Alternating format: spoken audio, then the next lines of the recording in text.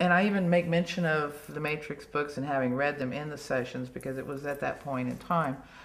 Um, we had a lot of really unusual experiences, but then we got to the topic of pathology because the C's kept trying to say, you know, there's more to this phenomenon than you're asking about. There's more to there's more going on than your simplistic questions are allowing us to give to you.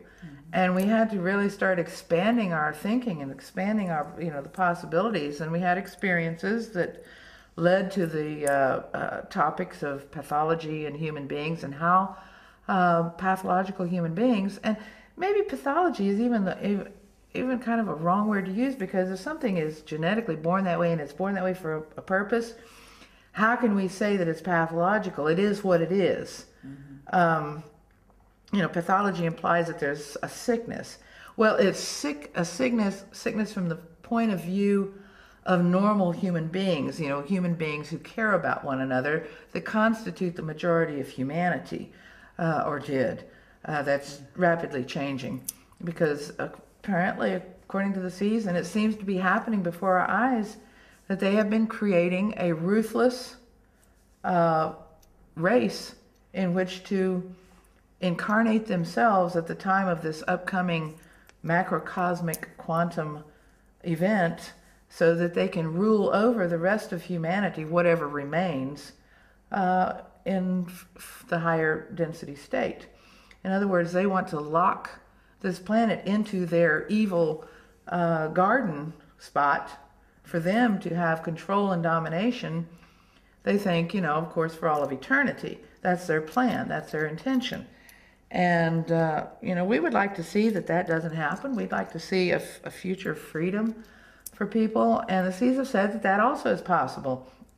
But the people, you know, can't do it until they can connect together in a certain way. And they cannot connect together in a way that can block that hyperdimensional. In other words, what we want to do is we want to cut off their power supply. There are all of these pathological people on our planet, and they're getting fueled by these hyperdimensional negative beings that are negative. You can't even plumb the depths of their negativity. You read about the most horrible crimes that have ever occurred committed by so-called humans on this planet, and you're getting a little bit of the picture of what their internal landscape is like. Okay? So, you know, pedophilia, you know, snuff films using children, cannibalism. We can, I totally, exactly, and we can allow people's imaginations to okay, go so wild with that. So that's the kind of beings that they are trying to engineer. You know, I want you to really understand how horrible a world it would be if they succeeded, because they would have, you know, the total freedom to do whatever they wanted with any normal human being who has a soul and who has a conscience, and to make them suffer as much as they possibly can in order to feed off that energy of suffering, because that's what they do. They feed off of that energy of suffering. They're not psychopaths, and they're psychophages. They are soul eaters. They eat souls. They are light eaters. They eat it. So the Caesar said that there is a way that we can cut off the power supply of these pathologicals that are taking over our planet. But it involves connecting ourselves together in a very specific way. And, you know, I can't give you all the exact details right now because I don't have the text in front of me. But it involves clearing out your emotional garbage, getting free of your programs, you know, the manipulated programs that have been put into you since you were born, cultural programs, religious programs, political programs, so on. But that if humanity, because what they've done is they have divided us and conquered us this way. It's like men against women, straights against gays, blacks against whites, Hispanics against whites. You know, all of these superficial differences that mean nothing, have nothing to do with the real essential core difference, which is the difference between an individual who has a soul and has compassion and empathy for other human beings and those that do not, that are, we're calling them pathological. I explained that, but we'll use that for the sake of convenience. Okay. So, you know, the real difference is whether there is a soul or there isn't a soul. And the story of how the blood got mixed is in our most ancient legends, that somewhere along the way, there was a mutation. Maybe it was a deliberate engineered being or a group of them that were put on this planet, to spread these psychopathic genes throughout the population. These individuals, any family can produce a psychopath. Some more than others because, multiple strains come together.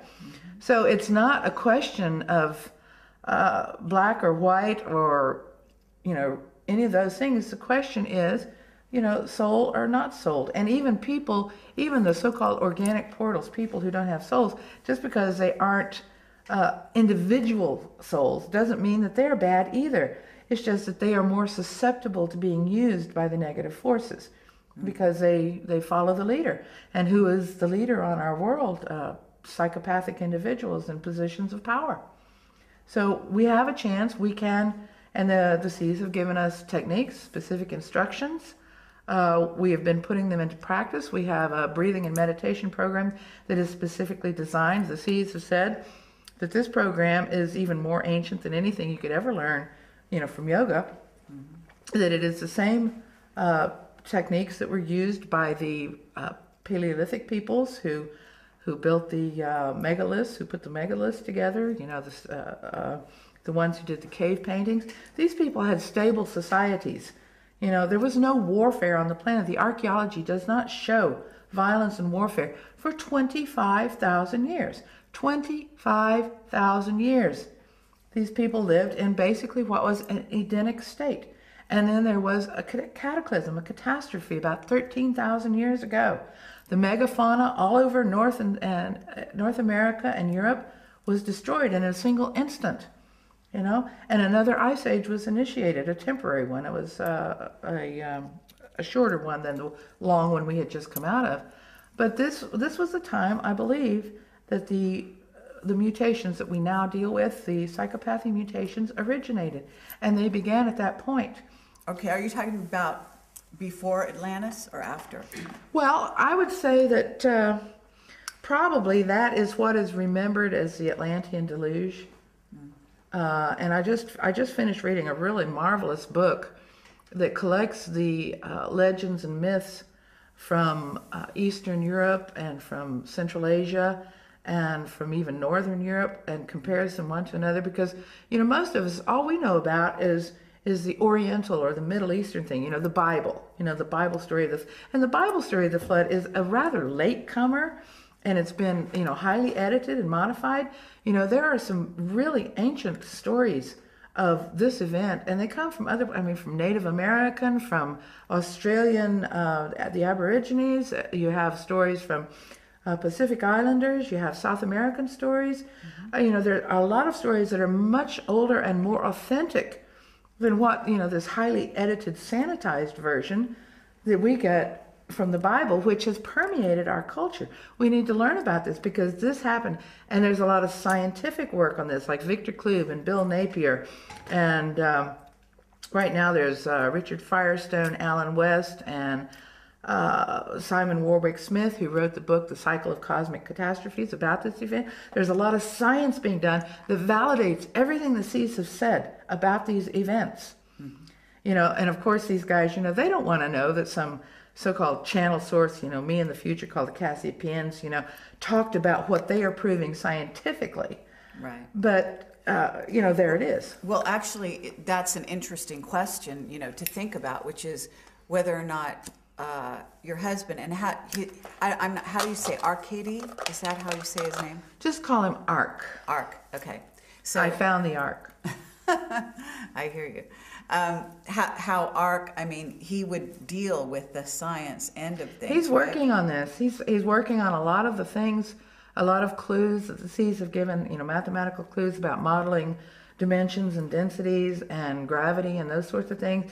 And he's making excellent progress. I don't want to talk about that too much, but he's making some really good progress with that. We do have, and I'll say, science has been taken over by pathology too. There are many good scientists who are interested in these topics, who are interested in the paranormal, who are interested in what we're doing. And believe it or not, we get together with them and talk about the seas.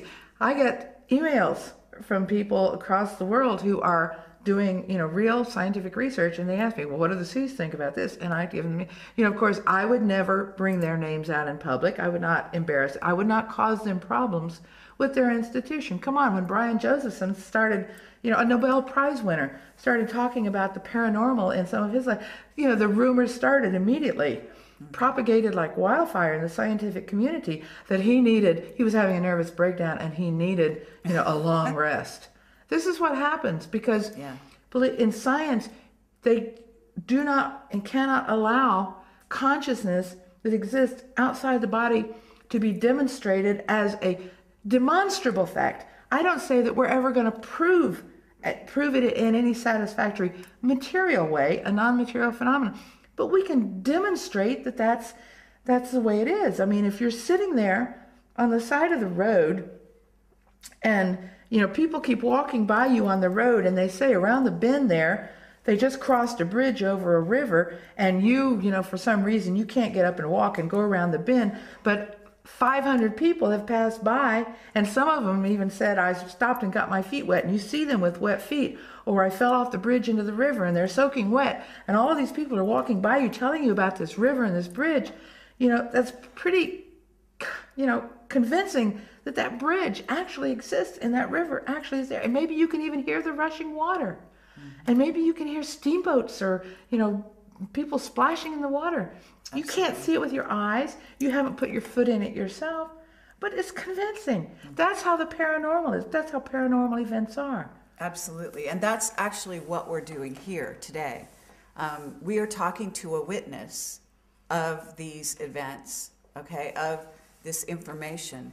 And actually that's our portal into the unknown, are the people. We were actually portals in essence, bringing back information about what cannot be seen in this reality, this 3D materialistic reality. And so we've got to move beyond it, and we've got to use the eyes that we have, and the senses that we have, and we certainly have more than the traditional number of, what is it they say you have, 5 senses? I don't even know. I'm so 5. used to so many more being part of my understanding. Part of the problem there is that paranormal phenomena are like macrocosmic quantum phenomena. In the quantum world, you can observe momentum or position, never both at once. I mean, once you've observed momentum, you've changed position and vice versa. So, the materialists, and I think that there should be some kind of testing process to determine if an individual has a soul or not before they're allowed to become a scientist. I'm sorry, but, okay. I think that people without a soul who also don't have a conscience, should not be in positions of authority in any sphere of activity. But they say, oh, you've got to prove, you've got to be repeatable.